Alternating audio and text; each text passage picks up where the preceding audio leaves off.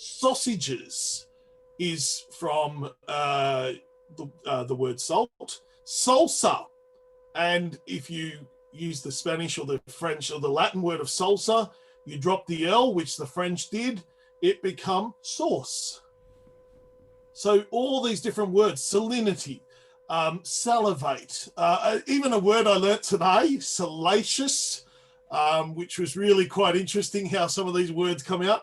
So now you've got to explain about salacious. So salacious is things of a sexual nature, and the word salacious come from, it's quite awkward saying this, but the word salacious come because Roman wives, in order to get pregnant, had a superstition, and this is where folklore comes in a lot of play, that if she put salt on her partner's anus, he was going to reproduce better and have better sperm. And so in the weird world, salacious has come from salt. One of the most other, I'm just a couple of other two words. Salute, I'm just getting out of that one. You're blushing. Oh, it's like, woo, it's hot in here. And other words too. And salute was another one. And I forgot about that. But also cellar, because originally we used to put salt cellars on tables, and the word cellar, it was actually a French word, and they lost the meaning of it. And the word cellar now is to attribute somewhere down below, because you used to store things.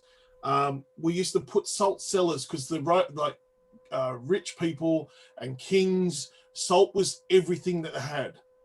And apart from being blushed, salt did a lot of things. And not only did salt create great words, salt also built a lot of famous places that we know today. So Salzburg and Munich in Germany are actually salt towns, and their names come from their mining of salt. Venice was purely built on salt. Wow. Because Venice was actually one of the part of Rome, or back then part of the Roman Empire, and Venice had 100 salt mines. And what they did was build the channels depending on where the salt routes would go around the world. So Venice today, as we know it, the beautiful, lagoon that it sits on and all the little canal ways, is because the salt was different routes they would take to globally go around. Even things like the Civil War in America were founded on salt. And it's really interesting. There's a rumor that the only reason why the Civil War was won, and also other American wars, was because the Americans had big salt mines in Boston and produced salt. The British didn't have salt. There's lots of different reasons why. But salt has founded so many things, to know that Venice was built on salt. It's really cool and fascinating. And some of our words today, which is really interesting. So what happens if there is a town or a place that's actually built on salt? Yes. What happens if they get a lot of rain? Well, so interesting. Let's talk about that, because the two, if we were to never be here on Earth, say something happened tomorrow and no one's here, the two natural forces in the world that could virtually destroy everything as we know it, the concrete buildings, the roadways, there's two natural powerful sources. Water is one of the strongest forces or elements in the world.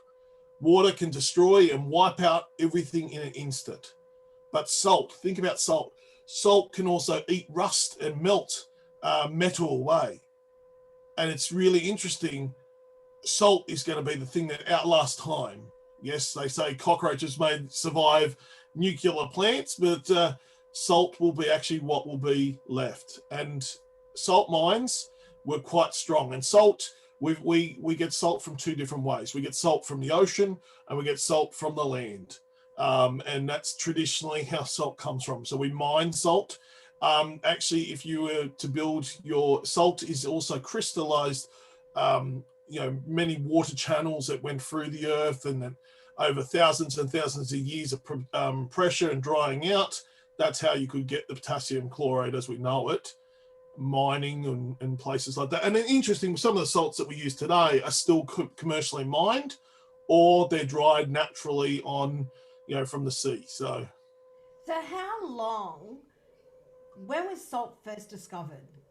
salt's always been around. So as even before Neanderthal times, salt was always around. Salt has been used in so many different scenarios. Even Genghis Khan, who is the creator of bacon, also said to be, found that because Genghis Khan, the reason why he was such a great warlord, he would actually conquer as fast as the animals would travel, and he had to feed hordes and hordes of men that would travel with him. One day there was a great battle, and all these animals were left slain near the coastline, and they were all fallen into the water. And along come the soldiers, and they lifted the carcasses out after a couple of days, and noticed that the side that had touched the water where the salt was, the animal hadn't really changed. The other side was open to the elements and started changing. And rumor has it that Genghis Khan was such a successful warlord because what he would do is get strands of meat in salt or in a brine, put them between their horse saddles, and the men could have supply of food under the horse saddles, drying out underneath the horse, and they could eat that, and they could conquer faster because they didn't have to have all the animals coming with them. So as long as we've been around, we've used salt as a preserving method. And when I talk about rituals and religion, really fascinating. We've used salt to preserve bodies so that they didn't decompose. We use salt in getting rid of spiritual, evil, everything from sumo wrestlers, where they put the ceremonial salt around the ring. It's so that evil people wouldn't come in, or evil spirits wouldn't affect the sumo wrestlers' fighting ability. So it's really cool.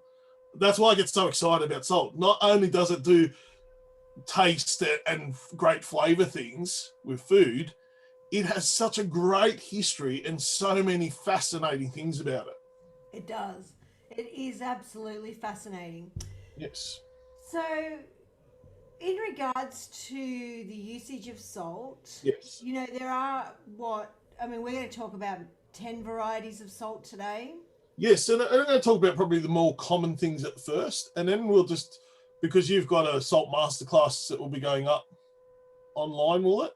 Yeah, so we've got the on Food Logic, we've got the little gems, and we've actually opened up we've dropped our subscriptions, so we've actually opened up our website now where anyone can access the resources and the tools on there. And I've actually done I just felt with COVID, we just decided to refund those that had paid for a subscription, and open up our resources so that people were able to have free access as opposed to having to pay for a subscription or anything else. Now's not the time to be trying to profiteer when people are absolutely on their knees, as you know. They can get this wonderful resource for free, because that's really cool. Yeah, so I've put the information sheet up on the Food Logic website under the resources, under Little Gems. But we also do have our food encyclopedia course, which I just think is an amazing course. And I've actually added a module into that course that covers all the fundamentals and usage of salt. So that's another really good, useful tool for chefs and anyone that's interested in food to be able to use that course. Well, that's good, because the most important thing we're going to talk about today is that no two salts are the same. Even though it's NaCl, no two salts are the same. Salt, we look at different properties, and we have to look at this, especially when we're producing food. Without salt does so many things with our taste buds, and it's one of the senses that we actually taste. So in the 5 senses, or 6 senses at the moment, you've got salinity or salt, sweet, bitter, sour, and umami, and the 6th one's fat. Salt is one of the key elements there, and salt actually has a big influence on those 5 flavors or 6 flavors. So salt and sugar balance each other out. You use it in baking. So we're starting to think like that. Salt and bitter. Actually, the bitter acrid notes that you get from bitter things, like coffee, for example. You put salt in your coffee. I'm not saying go do it right now, but the taste sensation is totally different. But even with And chocolate, right? yeah, well, the interesting thing is salt compare with everything because unfortunately, everything has a salt element naturally in it. So that's why they pair with the flavor compounds. Mm. And because there's no two salts the same, we've got to look at things like the crunch, the melt in the mouth. Is it mined? Is it from the sea? Is it harvested? The size of the crystal, the moisture content, and also even color and shape of salt. Salt comes in many different colors. It's not just white. It can go reds. It can go black. It can grow grey. It can also be muddled versions of that. And as many different countries there are around the world, as people discovered what salt they had, they ever mined it. So, you know, the Himalayans used to mine it, whereas the French used to let it go in the marshes and let it dry naturally. And you get sel gris, for example, which is nice and grey and muddy, right through to Australian salt, which is one of the purest salt forms in the world, in without any chemicals or any bad things in soil and all that sort of stuff. So it's really quite interesting. The other thing is too, we also get salts where people add flavors to them, and because they preserve different flavors, so you can encapsulate things like lemon zest in there, and the lemon zest goes all the way through the salt, or even things like truffle. You put truffle and salt, and that truffle note goes all the way through. The interesting thing is too, also, you can put it in things like wine and interesting. Even now, still today, if you're a producer of wine and you wanted to avoid the wine tax, if you've got salt in your wine, although it becomes illegible to drink, you avoid salt tax. And that's why some food companies can do cooking wines really cheap compared to wines that are bought from a liquor shop, because they've got salt in it and they don't have to pay the alcohol excise. So even back then when we were paying salary and taxes and all that with salt, salt still has a play in those sort of things. And salt also, what we've found around the world is all the salts from around the world, the different flavors from your Hawaiian salt, your lava salt, your Persian salts, they are all uniquely different. They all have a taste.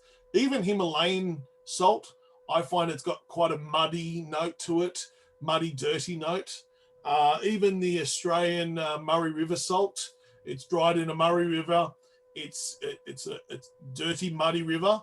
Not dirty, sorry, those Victorians that I said that, but it's got that muddy element coming through. And we should probably talk about some of those. Actually, on Yeah. that Murray salt, I actually find that quite fascinating. So they actually sell out of the salt before it actually is even made available to anybody to buy it Really much because of so. the demand, right? The Murray River salt is very good marketing. It's a salt that is dried. The Murray River is one of the most used rivers in Australia for commercial and agricultural purposes. It's also, it goes through 3 states. It kind of goes through New South Wales and South Australia in parts. And because the Murray River is so reliant on agriculture, whether it be cotton, right through to farm growing, fruit, the Murray River the use of the Murray River leads a lot of salt. So they can only collect as much salt as they can before the flood seasons, and then it's sold pretty much as it gets. So what they've got, that's it until it dries up. Unfortunately, in periods of drought, they actually have a more abundance of salt than, say, a wet season, which we just, funnily enough, had in the last 12 months, a massive wet season, breaking the probably a 12-year drought that we had here. So there was at one stage a lot more salt than what we knew what to do with it. Now there's a wet season. There's not as much salt coming from places like the Murray, but there's plenty of companies like Olsen's, an Australian salt company, which we'll talk about today, that come from Adelaide, which naturally, there you go. You've got the flavor pack. I love the flavor I pack. have that. Well, I was actually amazed that I actually had one that I hadn't opened. That was actually more amazing to me. Well, Alex Olson, there's my little salt cellar with this little salt spoon. Um, Alex Olson, those that know her in the food world, she's fantastic because the Olsons is an old salt farm from the early 60s in Adelaide, or actually not in Adelaide, but in South Australia, out near kind of close like Port Lincoln way. And originally, the Olsen family started, and we talk about commercial beauty and salt. Salts come in different shapes and forms, as we talk about. They were originally mining salt for salt licks for horses, so that horses could use the salt licks. And it's interesting, every animal, every human uses salt. And that's where they started. But Olsons have, over the years, brought out some many spectacular gourmet salts, and you've got some in that container there. You've got the Sol Gris, you've got the smoked salt, you've got the lemon salt. Which I have to say is one of my favorite. I love the lemon salt, but there's rosemary, pepper blend, grey salt, Yep. and smoked salt, which I love as well. I love the smoked salt, funnily enough, in butter. Yes, they're salted. Their smoked salt is from a natural red gum. It's a beautiful flavour. It's got that nice brown crispness. And when we talk about salt texture, because the smoke has dried it out more, it's got that nice crunch that people like when they're crunching it on their sea flakes all over. The smokiness, and it delivers butter, things like honey. Put a little bit of the salt on the honey, and it balances things out. But let's talk about different salt. So the most common salt that every human kind of knows is, and not that we're doing brands, it's just a table salt. Those that have seen this, Sax has been around since the early 1900s in Australia, and table salt is one of the most natural salts that people go, oh wow, I know, or most known salts. The interesting thing is it's quite small. It's quite tiny little grains. You can't see that on online, but it's tiny little grains. Now, table salt is served at the table. It is for after use, after cooking. It's not the reason why it is table. You put it on table, you have it then and there. Now, the interesting thing is to get those And little grains like that. Sammy Burke just said, Saxy, your favourite mate. No, Sammy Olsen's, like you use on the barbecue, Sam. We've got Saxa. I used to work for Saxa, so that's why I know a lot about salt. This is table salt. Now, the interesting thing is there is anti-caking agent in this product, so that you get all those nice little crystals all separated and doesn't go hard or clog up. Because you used to put rice in with salt, right? So that it wouldn't Correct. clog. So it didn't clog, but most commercial table salts have an anti-caking agent. So I'm just going to show you something. So I just got some water, and I'm just going to pour about 2 tablespoons of salt in there. So you can see that. Now what I'm going to do, salt should be nice and clear. What's happened to the water? It stayed cloudy. It's cloudy. That's the anti-caking agent. It's gone all the way through.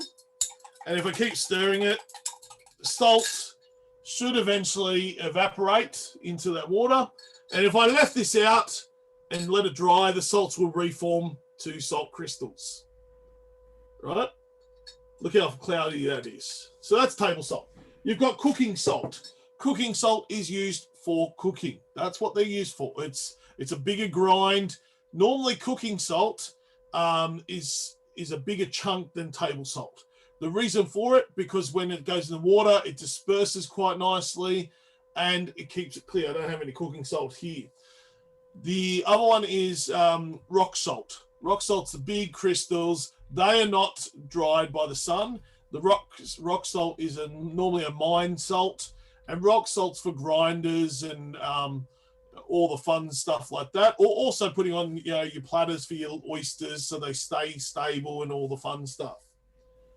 We're going to also talk about another invention. So we talked about sodium chloride. You just look so happy when you talk about food. I just love it. I don't even know what you're talking about half the time. I just sit here enjoying watching you. Hey, look what's behind me. Fine, like you just love it. Books everywhere, all about food, and I just read them. And yeah, we'll talk about salt though. It's Next just time I'm going to talk about your heart. I love salt. I love talking about food. I love talking about the history of it.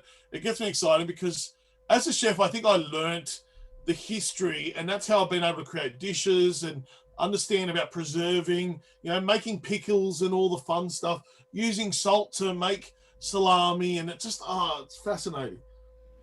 Let's talk about this. So we talked about too much sodium before. Um, we also talk about everyone goes all harsh about sodium chloride. Now let's talk about potassium. Potassium chloride. Now our bodies need both. Now too much sodium chloride is bad for our bodies. Too little potassium chloride, we actually have a dysfunction and we have what is called goiters. So this one here was invented during the World War One, iodized salt. It's normally identified as a green one. It's a table salt, but it's got potassium iodine in it. So the iodine, and the iodine is for the goiters. The potassium helps break the iodine in the body. Now, we just talked about we'll get the two different ones. They're both salts. Not one's healthier than the other, but this one is designed for goiters and health benefits because we don't have enough potassium in our diets. Now, interesting, you can get potassium from bananas, but you don't have potassium iron in there. So this is the potassium iron. That's why it's called iodized salt. Now, if this is important to notice, if I'm using these salts, I wouldn't use them for preserving. I probably would use that one a little bit more. But if I use this, because it's got iron elements in it, and we're going to put this in some water. We've got some clear water. This is just normal water. And we're going to pour in some iodized salt, about a teaspoon. And I was going to show you something. Stirring. This is warm water. Now, it's got a lot of sediment, and I don't know if you can see it, but it's gone cloudy, but it's got a lot of sediment. Now, if I put that into a pickle solution, what happens is the vinegar reacts with the iodine or the potassium iodine, and it goes purple. Oh. Or purple or green. So if you're pickling, do not use an iodized salt because we're going to have a problem. So which one is it that you dissolve in water when you have a headache and it instantly gets rid of a headache? Epsom salts. Oh. So because we talked about different salts, Epsom salts is great for clearing acne because it's got a little bit more minerals in it. It's also great for, we cannot drink water and salt together in a glass because we actually physically want to vomit because our body's not meant to, because when you dilute it in water, it breaks down and our bodies aren't designed to drink it and at the same time. But Epsom salts, you could gargle, it get rid of infections in your throat. You can use it in salt scrubs, all those sort of things, to get rid of the dead skin cells off your body. But we're not here to talk about that. We're talking about food. Now, I'm going to show you something in a second because it's not appropriate. So I've got some Himalayan salt, some Himalayan table salt. Himalayan is a mine salt. And as I said, it's got lots and lots of thousands and thousands of years of dirt in it. Right, so the water's gone through the cracks. Have you been to a Himalayan salt? Yes, I have. Yeah. When you get it's mined, it's actually deep. It's not just in the Himalayas. It can come from all regions, but they kind of attribute that the Himalayans, essentially this was water that would go through the mountain ranges when the earth was separating, or Gondola, whatever it was called back then, and the earth was separating and lands coming together, and water was forced up between, and then over the years minerals and that have just let the salt dry out, and they've mined the salts, and you get these salts, and it's got a lot of dirt in it. So I'm just going to show you something. There's a glass, clear water, and I'm going to pour this one in. Now, some people go, oh, Himalayan salt, it's really great, it's nice and healthy, but I'm just going to, again, it goes nice and cloudy, but you cannot see it on camera, but there's lots of dirt in there. So all the minerals are breaking out from the dirt. Now, Himalayan salt, when you think about the Himalayas, they're in Nepal, which borders India, China, and that's why sometimes Himalayan salt can come from different sources. no offense, China, but if it comes from China, it seems to be a really muddy sort of product. The true Himalayan salt that you do get is from Nepal, but there is restrictions on how much salt can be taken out, because you take the salt out too, eventually the earth collapses. So anyway, enough of that. When you went to Nepal, did you go and see a salt No, mine? but there's lots of salt around. I saw salt mines in different places, and you can get salt from Himalayan salt from places like Persia and all the fun stuff, Israel, and they all try and palm it off as the same thing, but it's not.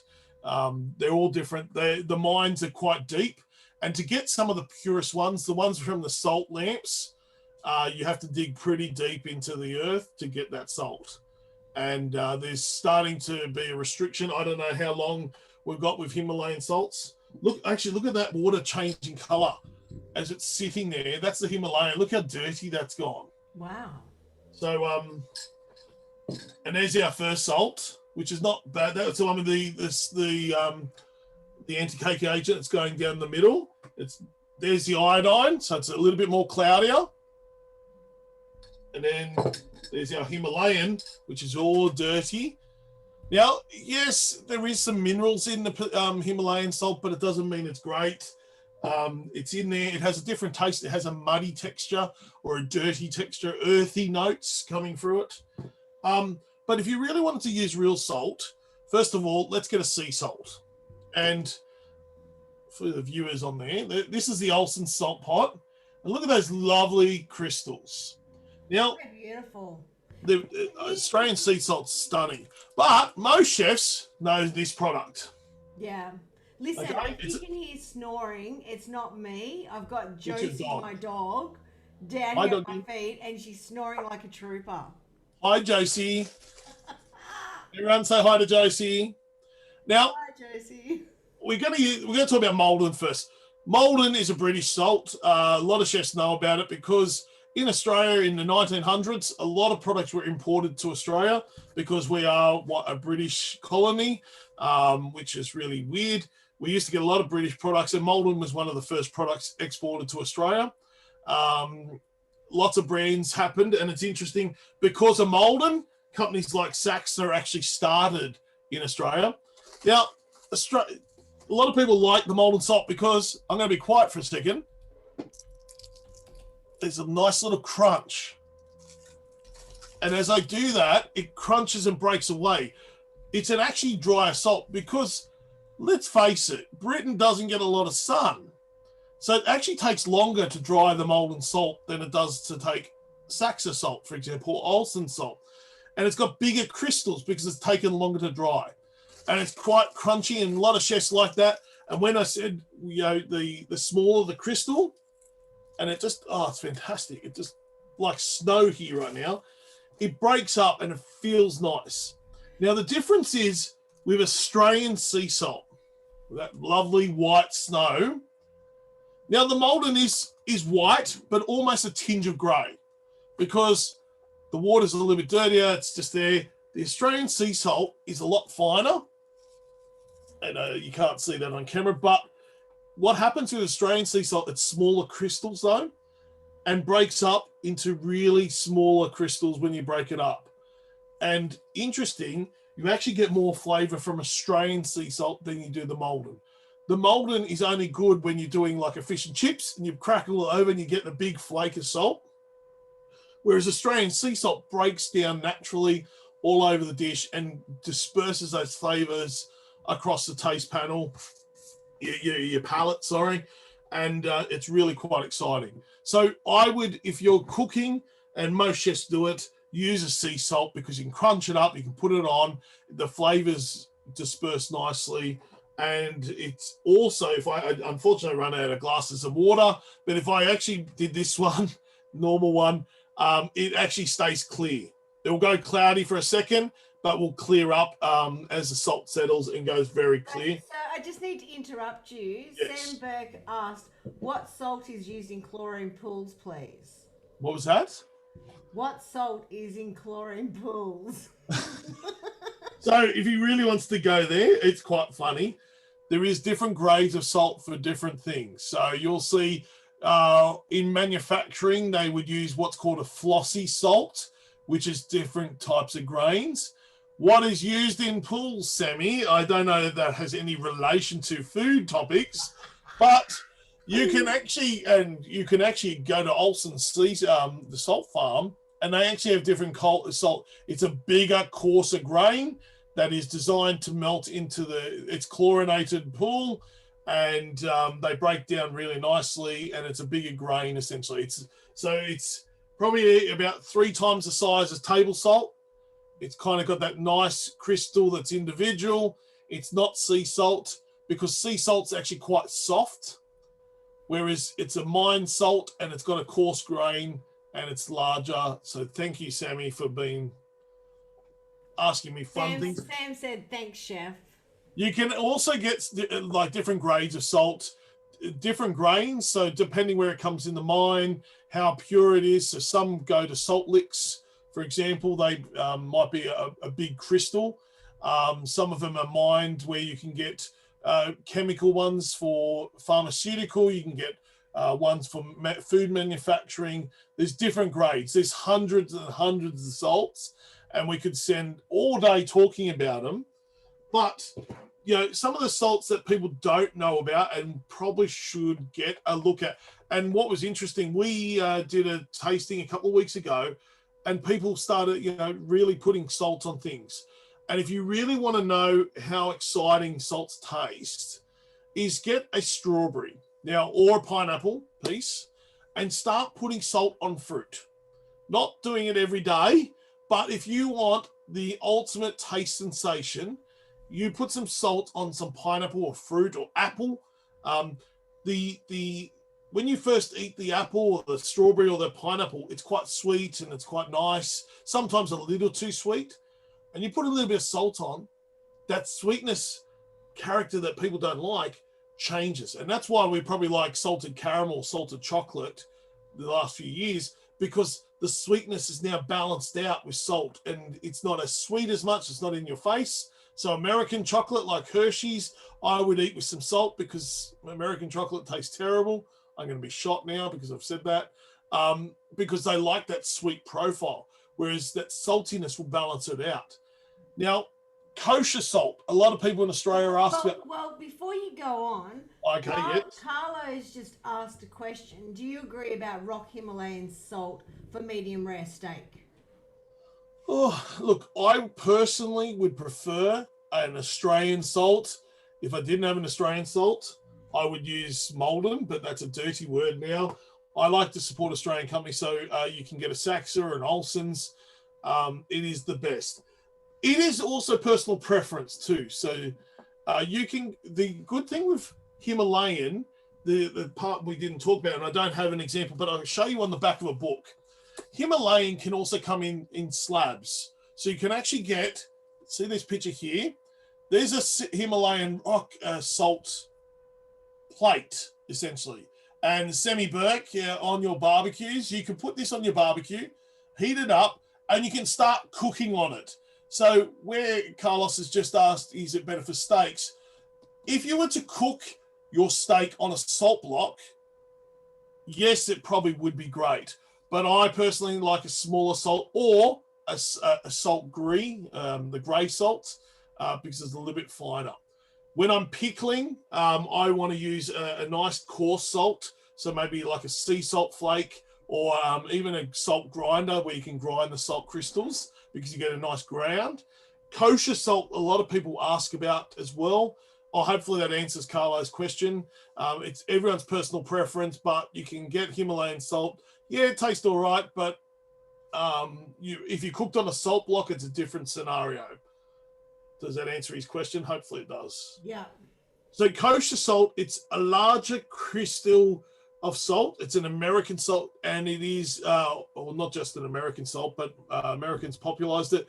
It's very much a Jewish salt, and they use it for their pickling, for making their I've gone blank now, but things like their dill pickles, for example. It's really good for preserving.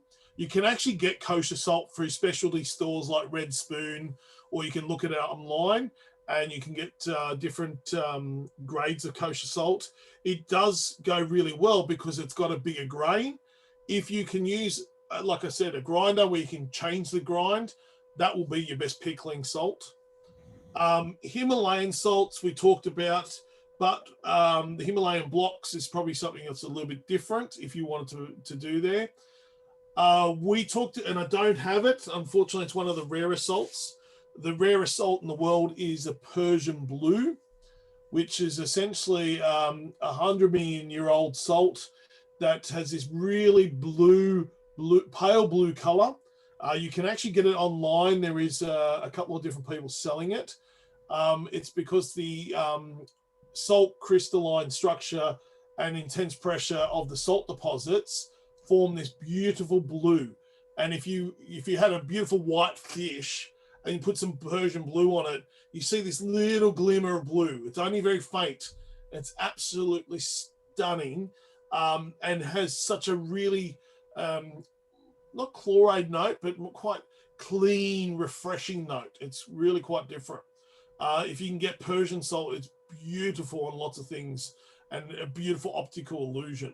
So Sammy has another point now. He's saying that it's about time that beef salt was launched. Mate, Sammy, you work for the Meat and Livestock Australia, and I'm more than happy to work. Maybe reach out to Alex Olson, who is like this pioneer of creating flavors of salt, and maybe Alex Olson can come up that way as a branded MLA product, Sammy. Or even Creo Crush. Creo Crush, yes. Creo Crush is a manufacturer of different herbs and spices. But they put a lot of different types of. I know they're more probably a spice than a salt, but they have different chips and stuff that they bring out that'll have like a beef salt or. You can add flavors in. So, Sam, you could add a really nice beef flavor, for example, into the salt, or even using a freeze-dried beef, which would be fantastic on the salt. So you could use the freeze-dried beef powder, and don't use the grey box or the Knorr powders in there. It'd probably be a little because they've got salt in them already. You would need something like a freeze-dried or a floss beef, and put that in salt, and you'll get a really nice beefy umami note coming out of there. We talked about Sol Grey, or you've got grey salt. You've got some there, Ness. Sol Grey is traditionally found in French ways. It's in Brittany or near the Atlantic coast. It's a light grey. Sol Grey is like one of the refined things. It's absorbed from the reason why it's grey. It's from a clay, the French clay that comes from the salt ponds that it sits on, and it's quite grey in there. And it's quite moist. It's very moist because it is from clay. So the clay rubs on. There's only two real clay salts. Are you lifting it up there? Can you see that? Oh, look, there it is. Fantastic. It's slightly grayer, and if you had Australian sea salt next to that, you'll see how grey it is. It is a clay that goes in there. There is also red and Hawaiian type salts that are actually the red or lava salt. It's actually clay that's been molten around the salt crystals, and you've got this clay note, and the grey one is dried on grey clay, and it kind of protects it, so that's why it's a bit moister. Not that you use that word publicly for that. I know, I was like, well, I don't know really another word to have used. No, it's the best word to describe it. So it's a little bit wetter, whereas Australian sea salt's dried naturally, and it's quite dry and coarse when you use it. The grey salt is also available in a grain, and was originally the epitome of, don't forget the French, Revolution. The reason why, because the aristocracy, always had the salt, and they lured it around, and wow, the salt's fantastic. The Sol Grey is just this beautiful element of salt. Now, one of the salts, my favorites, which don't have here as well, is the black salts. Black salts come from Cyprus. They're and it's the most fascinating salt crystal. Salt crystals also, when they dry, it's like a snowflake. They all have unique structures. Well, salt crystals also have their unique salt structures. And a black salt, it's normally like carbon that's been around in the soil or the earth. See if I can share my screen, because you share your screen. This is a photograph that I had today of black salt. You can buy black salt in Australia. There's lots of salt Can you see sellers. that? Yeah. Oh, that's it. It's a little, a little pyramid. There you go. So what happens here? This is a unique salt. This is carbon activated with oxygen that really and lots of pressure. So it's almost like the pressure of creating a diamond. And what it does, it forces to create these little pyramids. And salt, it's really hard and crunchy. Sometimes you can cut yourself on it. It's that sharp, and you crunch it, and it's got this beautiful carbon, charcoal note coming through, and that's how it's formed. It's high pressure, and it forms this crystal, and it's really interesting, that one. I love the black salt. On a piece of white fish, again, you put a piece of black salt on top of that. It looks fantastic and elegant, and I know I get too excited now. I can also show you. You know how you were talking about blue salt before? Yeah, the Persian blue. Yeah, I'll show you this one. This is the. See That's that? it. Look at it. That's 100 million years old salt. It's very rare. See the brown bits on some of those salts? That's probably from like another rock formation nearby. That's kind of like the minerals of the Himalayan. But you got those blue notes coming through, and it's just the crystalline structure of them are just amazing, because the pressure it's taken to go through, and the water's been trapped there, and you've got that pristine blue color. I love That's a that. bit clever being able to share that screen. No, it's good that people get to see those. As I said, there's Hawaiian salt, lava salts, which are red or black, and it's normally either lava or clay that go out there.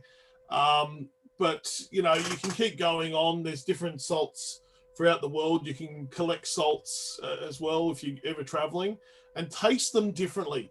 Because, like I said, when you put it on the fruit, say if I got the pineapple and I put different salts on, each salt intensity is going to change.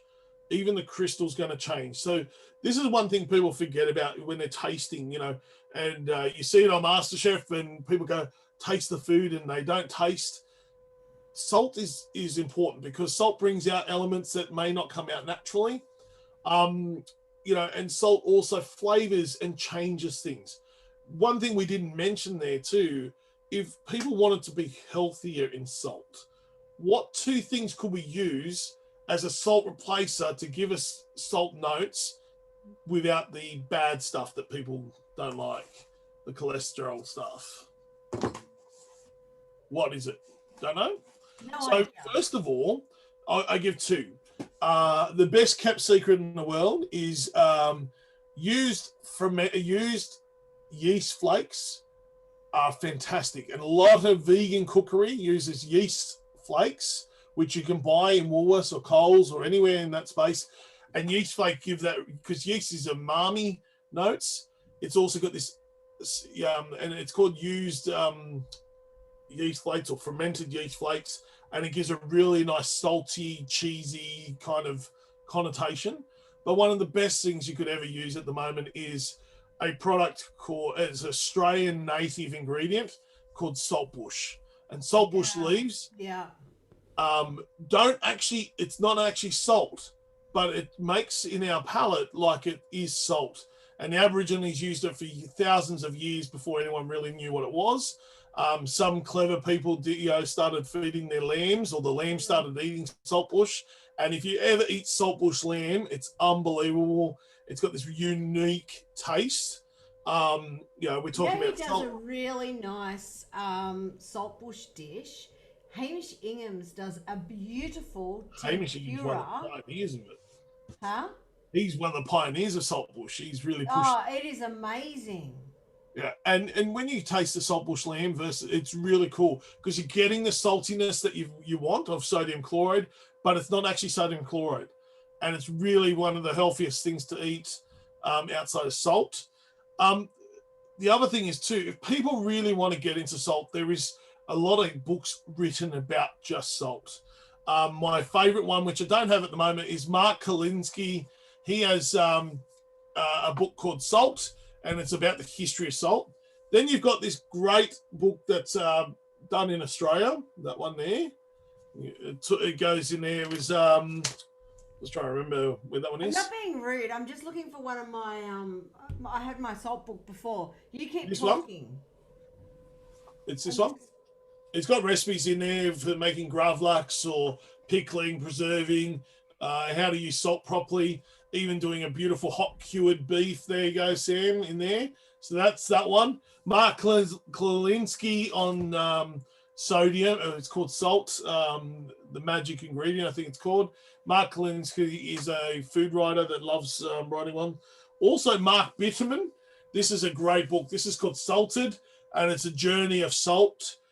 This one's a very good culinary book. It's an American book, still available on Amazon. Actually, all these books are available on Amazon.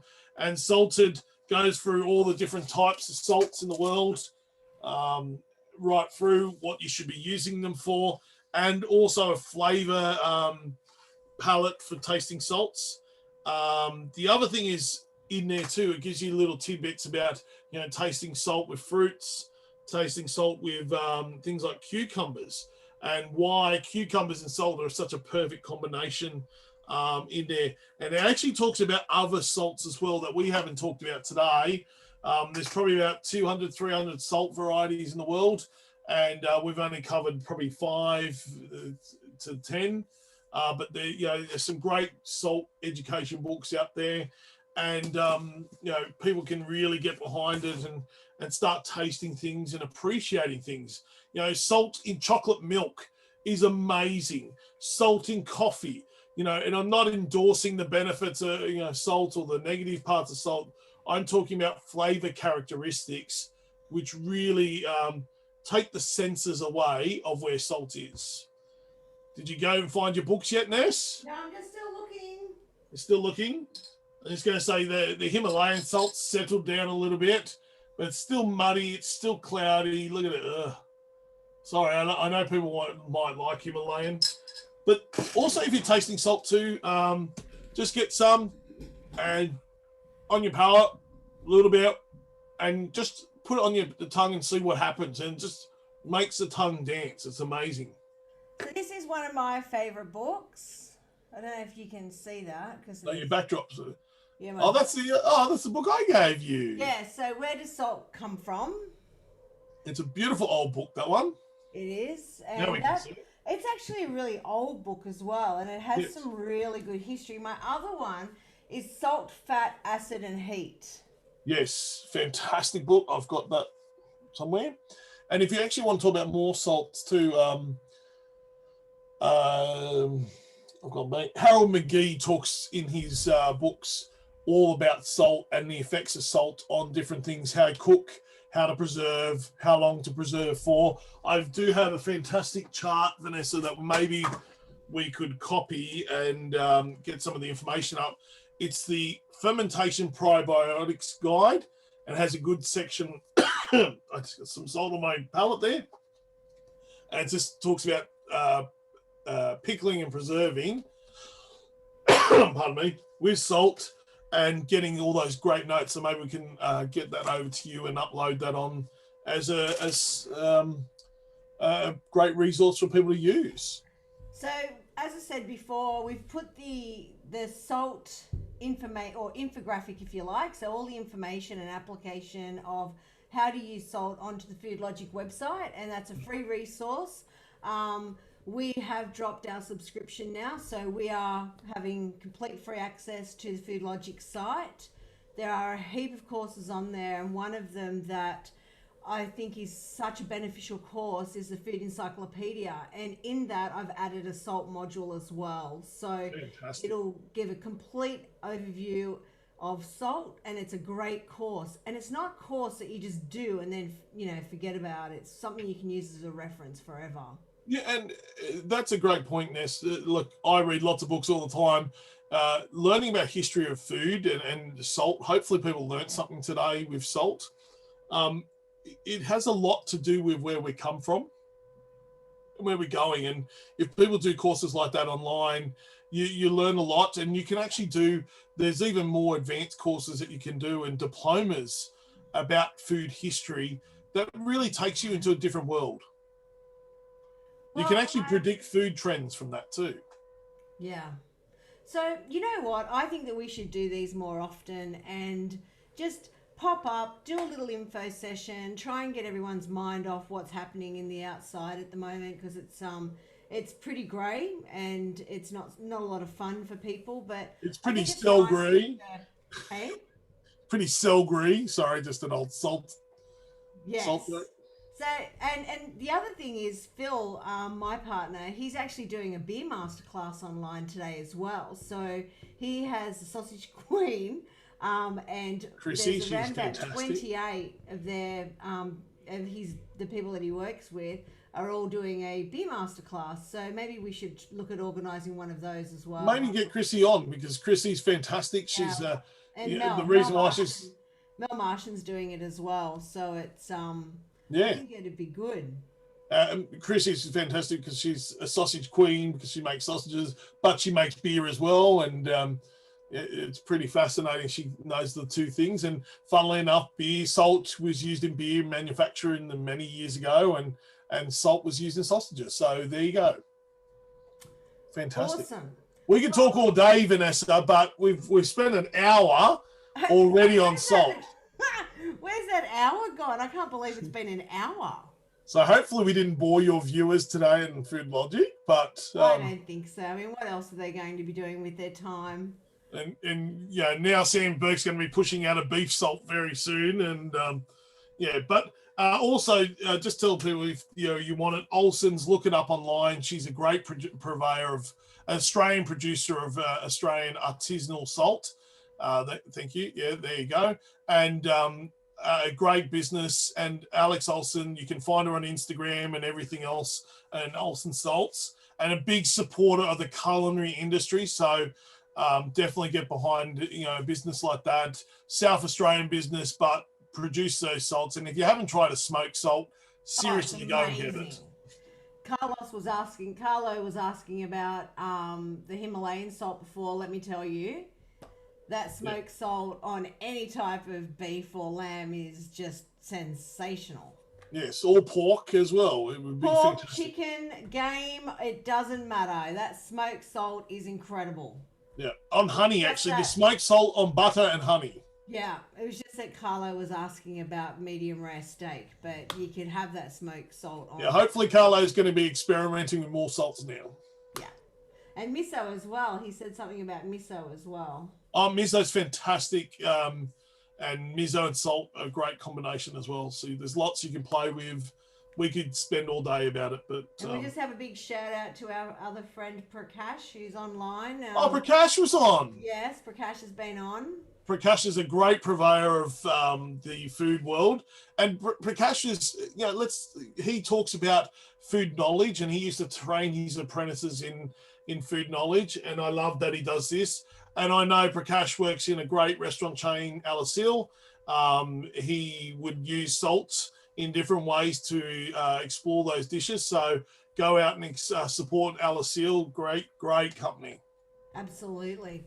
Well, anyway, that's it, my friend. Awesome. Thank you so much. Thank you. Enjoy the rest of your Friday. Thank you, everybody who's made the time to tune in, and I'm sure that you'll all agree that Adam is definitely the knowledge bank. He has more knowledge than anybody else I know anyway, and I love listening to him, and I love the way your face lights up. It just makes my day.